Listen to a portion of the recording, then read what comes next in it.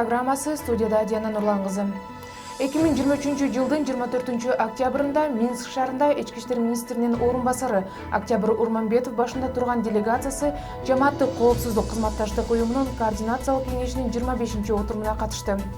Иш-чарага Жамааттык коопсуздук кызматташтык уюмунун башкы катчысынын орун басары Валерий Семериков жана ага мүчө мамлекеттердин баңгизаттарга каршы ведомстволорунун өкүлдөрү катышты. Отурумдун жүрүшүндө катышуучулар үстүбүздөгү жылы өткөрүлгөн негизги иш-чаралардын, анын ичинде Канал Аракс жана Канал Перехват субрегионалдык баңгизаттарга каршы операцияларынын жыйынтыктарын чыгарышты. Жамааттык коопсуздук кызматташтык уюмуна мүчө мамлекеттерде баңги кырдаалын өнүктүрүүнүн негизги тенденцияларын жана баңгизаттарга, өзгөчө синтетикалык баңгизаттарды жайылтууга каршы күрөшүүдө өз ара аракеттенүүнүн артыкчылыктуу багыттарын талкуулашты. Ошондой эле Жамааттык коопсуздук кызматташтык уюмуна мүчө мамлекеттердин баңгизаттарды мыйзамсыз жүгүртүүгө каршы аракеттенүү боюнча компетенттүү органдарынын жетекчилеринин координациялык кеңешинин 2024 жылга карата иш мерчемин бекитишти.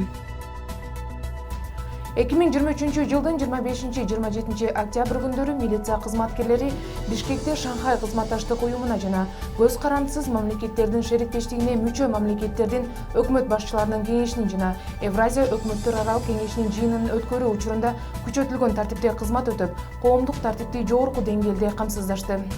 Кыргыз милициясы жогоруда аталган мамлекеттик маанилүү иш-чараларды өткөрүүдө, коомдук тартипти камсыздоодо жогорку деңгээлде жүзөгө ашыруу иш-чараларын көрдү. Белгилей кетсек, коомдук тартипти жана коопсуздукту камсыздоо үчүн 4000 жакын милиция кызматкерлери тартылган. Урматтуу жарандар, ушул сыяктуу мамлекеттик маанидеги иш-чара учурунда коомдук коопсуздукту камсыздап жаткан милиция кызматкерлеринин талаптарын туура түшүнүү менен кабыл алууңуздарды суранабыз. Ички иштер органдары тарабынан Борбор калаанын аймагында жардыруучу зат табылгандыгы тууралуу дагы бир ирет билдирүү жасаган жарандарды аныктоо боюнча ыкчам издөө иш-чараларды жүргүзүштү.